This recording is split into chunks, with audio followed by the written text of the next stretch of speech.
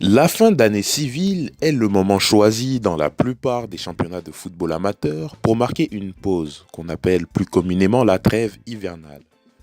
C'est aussi à cette occasion de l'année que sont célébrées les fêtes de Noël et du jour de l'an.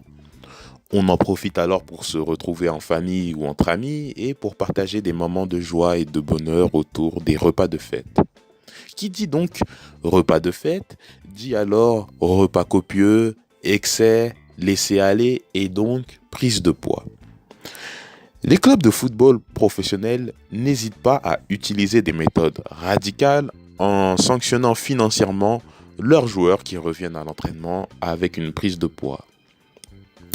Du coup, pour gérer ton poids et ton hygiène de vie pendant les fêtes de fin d'année, je te rassure, tu n'auras pas besoin de faire celui qui ne veut pas manger comme tout le monde, mais en tout cas, je t'invite à suivre les 7 conseils qui vont suivre. Conseil numéro 1, mange d'abord ce qui te plaît et apprécie le moment que tu es en train de passer avec tes proches. Conseil numéro 2, si tu te retrouves à manger des choses que tu n'avalerais pas en temps normal et que tu n'apprécies pas du tout, alors ne te force pas à manger.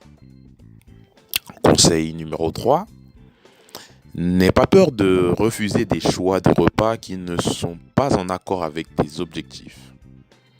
Et aussi, ne te précipite pas à manger tous les choix de repas qui te sont présentés sous prétexte que c'est exposé juste en face de toi.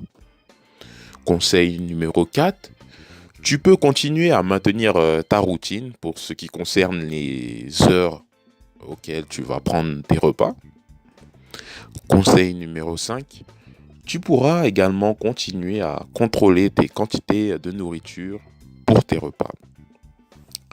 Conseil numéro 6, si tu culpabilises après avoir mangé telle spécialité, alors apprends de cette expérience pour pouvoir prendre une décision plus raisonnable et surtout en concordance avec tes objectifs pour la prochaine fois. Enfin, conseil numéro 7, se laisser aller pendant une courte période peut arriver, mais dès lors que tu reviens à tes habitudes alimentaires plus saines par la suite, il n'y a pas de problème. C'est lorsque tu prends pour habitude de te laisser aller sur le long terme et ensuite culpabiliser que là, on peut dire qu'il y a un problème. Voilà pour ces 7 conseils.